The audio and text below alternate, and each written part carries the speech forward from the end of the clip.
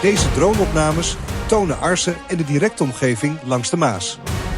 In beeld zijn onder andere de werkzaamheden aan de hoogwaterkering, die op dit moment worden uitgevoerd als onderdeel van de versterking en aanpassing van de waterveiligheidsmaatregelen in het gebied.